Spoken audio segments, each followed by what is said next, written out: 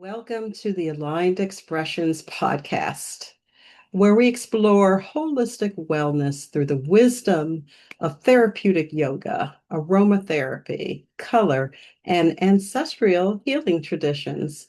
I am your host, Sherry Burton Steine, therapeutic yoga educator, yoga therapist, aromatherapist, author, and founder of SBW Aligned Expressions.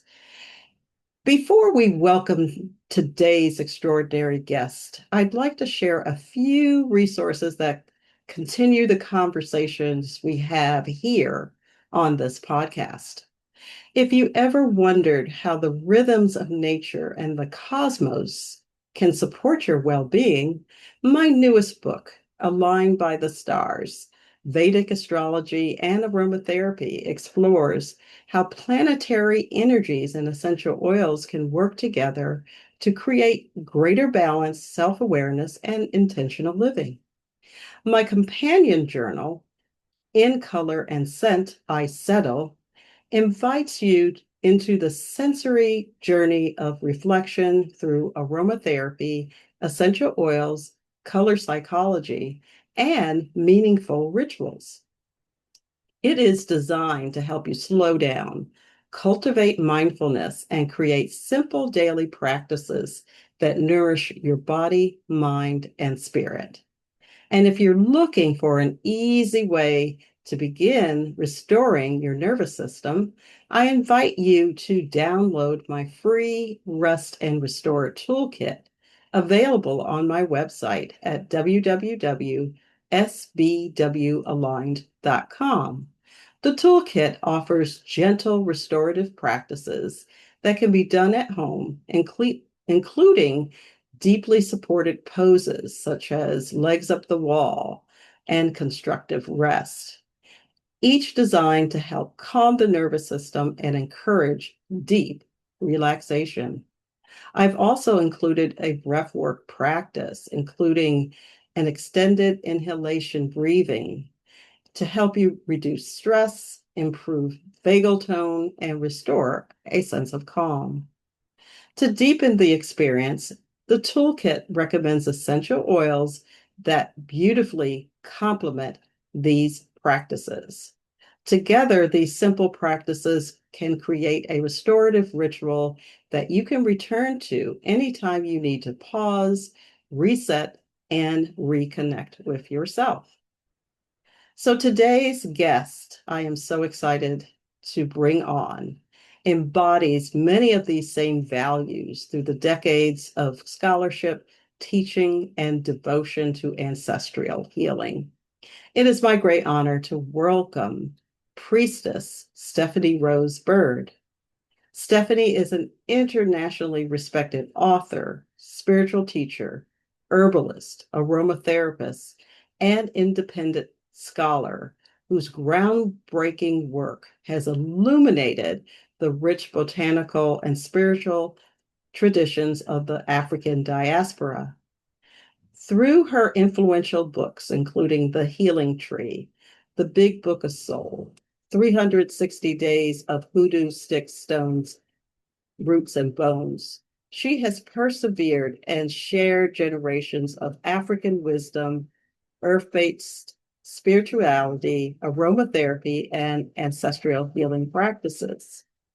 Long before the world embraced conversations around botanical wellness, ethical sourcing, and African beauty traditions, Stephanie was documenting how aromatic plants, sacred trees, resins, herbs, and rituals have nurtured communities across Africa and throughout the diaspora for centuries.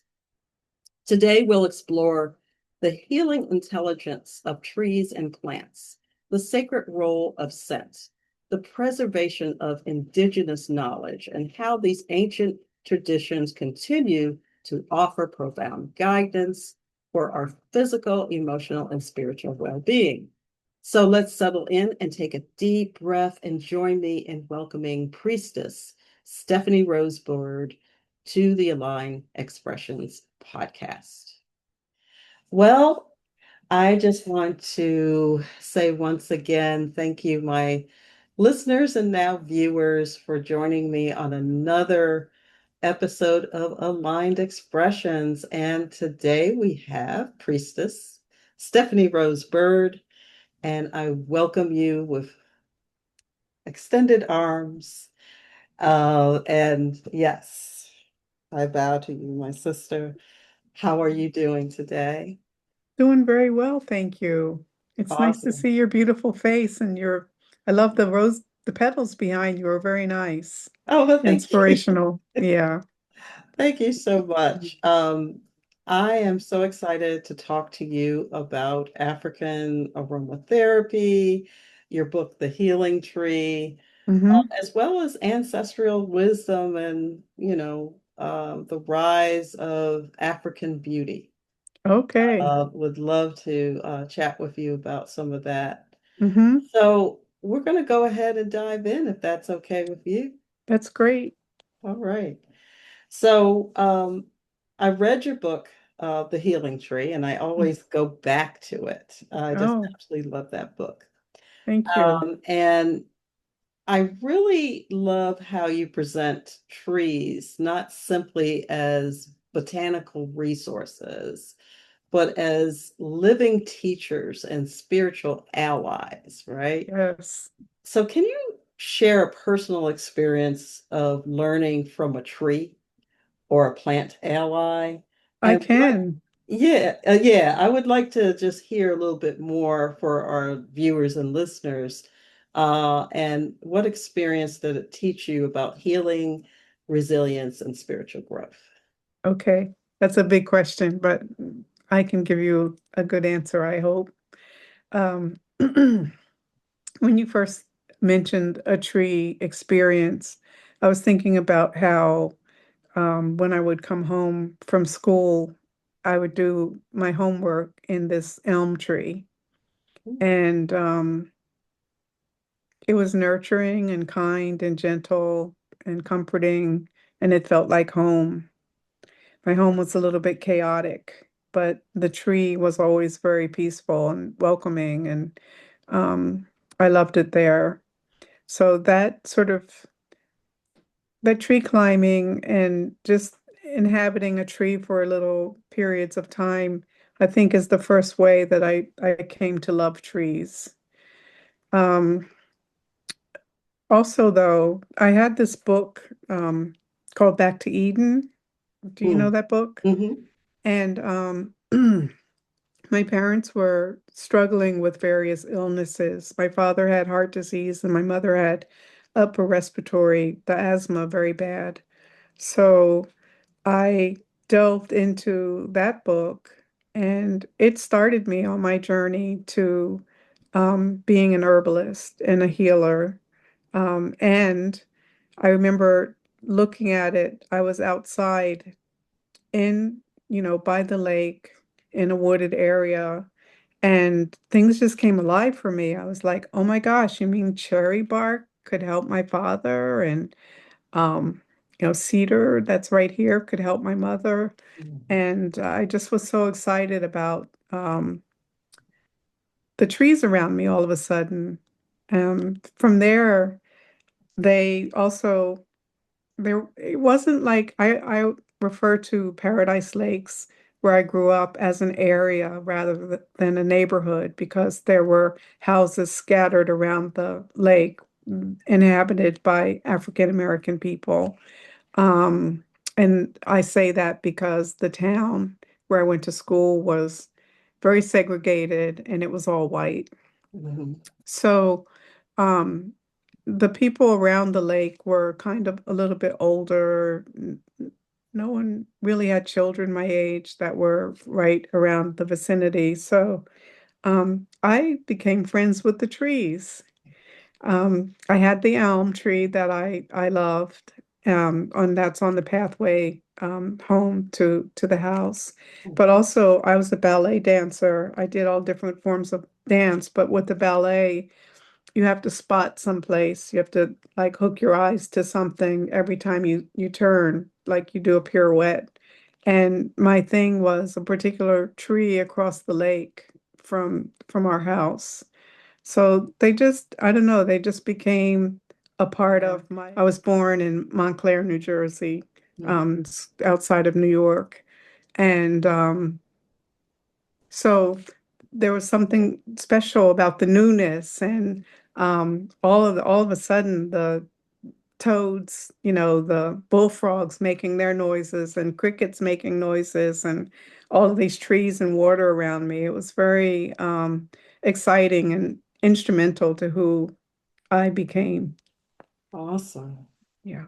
I really enjoy listening because I was visualizing everything that you were saying, and it was just, it brought a lot of comfort to me, just Mm-hmm. seeing these things. And, it's interesting. I grew up in upstate New York. Oh, okay. Um, our neighbor had this huge weeping willow.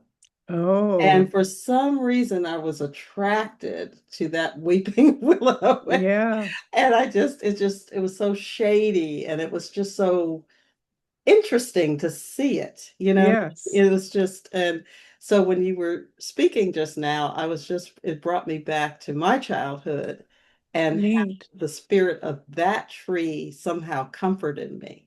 Yes, and that's the healer's tree. That's the healer's tree. It's a magic tree. So Oh, is it? it's only natural that it would draw you in like that. And Oh, it does wow. so many good things for your health. Um, but yeah, I too, I was transported. That's why I was like, couldn't even speak properly because I was like, all of a sudden, the road that was to home was Hmm. a dirt road that my father maintained. And um, just yards from our front door was a spillway. So the street is Spillway Drive, but the spillway was just really magical because of all of the sounds of the water and um, there were otters nearby and it was just a really neat place to grow up. Oh, wow. So I'd like to chat with you about aromatherapy, particularly Hmm. African aromatherapy and nervous system healing.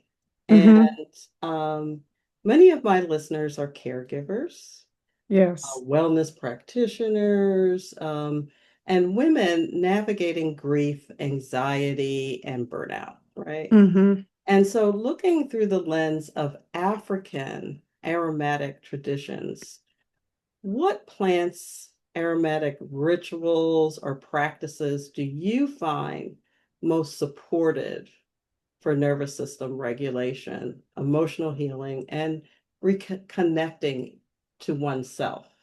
That's the kind of work that I do, along Yes. with yoga therapy. Yes. It's beautiful what you do. I'm so glad that you're offering that to the community. It's wonderful. Thank you. Um, a couple of things popped into my head. So the first, one of the most spiritually and um, encouraging oils that I like to utilize is neroli.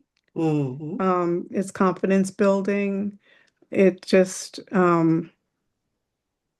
yeah, it's sort of sensual and sexual um, and a lot of times with us, there can be a lack of confidence just because of the world that we live in. Yes, ma'am. And so I think that that should be a definite spirit ally. It should be in your toolkit, in your African toolkit for wellness. Hmm.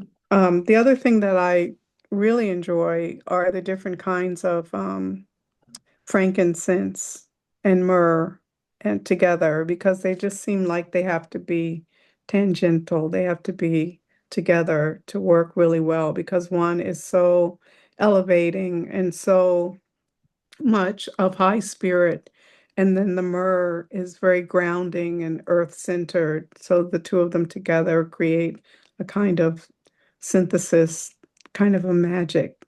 Um, and it is widely used throughout the diaspora, the frankincense and myrrh in the many different forms, not just as an incense that is ground in a mortar and pestle, but also as oils, um, of various grades and types because, when I drive through the South Side here or something like that, then there are oils out for sale that are frankincense and myrrh and neroli and lavender and rose, a whole variety of things. Mhm. And then there are the very high grade types that we use medicinally that are organic and very pure carrier oils and that kind of thing. So, but I think it's all good.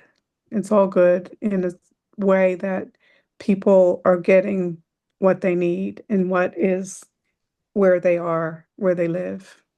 Oh, So, those are my some of my favorite healing rituals. Then with the frankincense and myrrh would be to first I get a white hot charcoal, not char, it's a bamboo charcoal, so it's very pure. It doesn't have all of the bad stuff in it for your breathing that the regular black disc would have. mhm. So I get that nice and hot, have it on ash. Okay. Um, I have it on ash in like a ceramic bowl. And once it gets really white hot, then I put the frankincense and myrrh that I've broken down into small pieces or even pulverized at certain times. I spread it onto the fire, and that feels very replenishing. It's ritualistic. I actually read the smoke, like to do divination kind of healing, like and see what is at a deep level that is wrong or bothering a person. So that's those are my loves, besides Rose, of course. Rose Absolute. I like that a lot. Me too. So That's one of my yeah. favorites. And it does so much. I'm Like, it's so it's so capable. yeah, and I love to place it on my wrists Yes, and in between my tendons, and it just really, and those are acupressure points, and yes. it really gives me a really calming feeling, Mm, and so I'm so glad that we like a lot of the same aromas, and I think it's beautiful. yes. Yeah. There's, I could go and go and go with this because the other thing are floor washes, like the Yes. spiritual floor washes and Florida water and the different I like to see people prepare a pot of pine and extract a little bit decocted on the stove, and then add a little bit of essential oils of different types of conifers into it, and then wash the floors, wash the countertops and things like that. It just brings that one brings power and strength, stability and peace. Hmm. So Awesome. yeah. So Hmm. my last question, I'm seeing this trend on African beauty. I'm not sure Yes. if you've been hearing about that. And as someone who has spent decades researching African plant traditions, what excites you the most about this movement, or are you excited about it? And how can we support communities in ways that honor ancestral knowledge, fair compensation, and cultural integrity Hmm. as it relates to supporting brands that are working under this global influence of African ingredients? Yes. It's terribly exciting, if that makes sense. It's wonderful. I call um, the largely women that are involved in this naturalistas, Hmm. and you see it so much in like hair care and hair expression, um, with the using natural oils and butters and scenting them yourself. Right. It's I don't know, people are glowing and gleaming a lot. I notice that a lot when I see people that they are glowing and it's like an inner glow. And I think it's also because of the plant allies that they're utilizing. I try to uh, research the company that I'm going to be dealing with. Hmm. There are so many, I mean, I do a lot of workshops and conferences and things like that. So I meet people who are practitioners. Like there's one woman, two people actually, one in my family and one company that I met at the Sacred Waters retreat. And she does all of her products are rose infused. The Hmm. two of them, my niece and um, this woman. So I try out the products first, and then I will. I try to support them through my work, like including them in the appendices of the book so that people will reach out and also try the different products. And it's a tricky thing to do because businesses come and go. Sometimes you're referring to someone that is no longer in operation.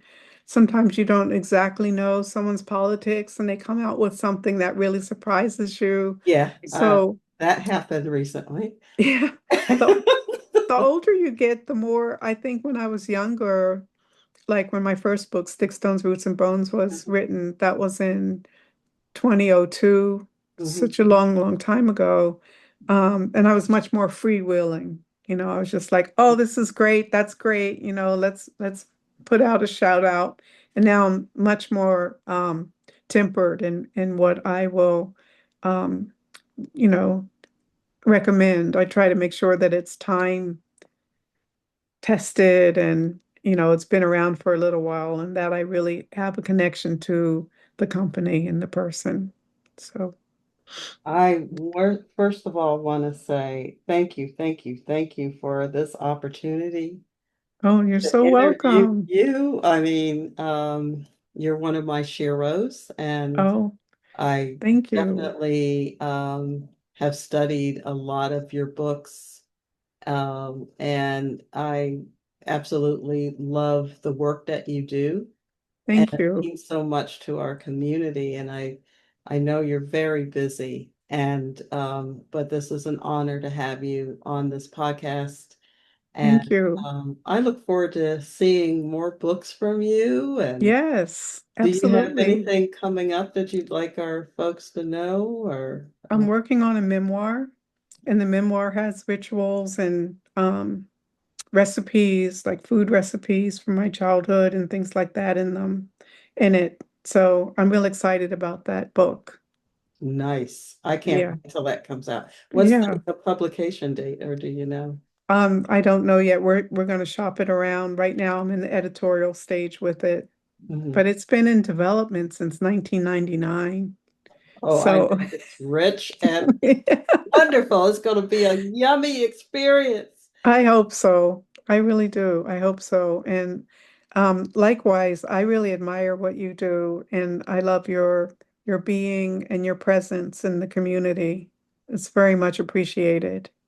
Well, thank you. Yeah. That is Yes. a beautiful thing, and I really Thank appreciate you. that. I really mean it. Mean it I from the know you do. heart. I can feel it. I Yeah. got little chills. Yes.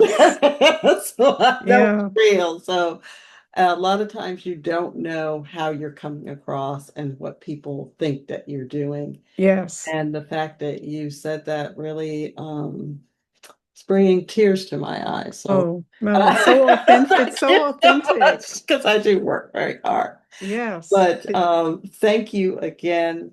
Thank you. I am Thank you. so thankful to you, and let's stay in touch, okay? Yes, absolutely. I follow you on Instagram. I do So too. I yeah, follow you, and yeah. I So love that. And yeah, it's so good to see. So thank you yes. again. Thank you. I appreciate being here so much. It's an honor and a pleasure.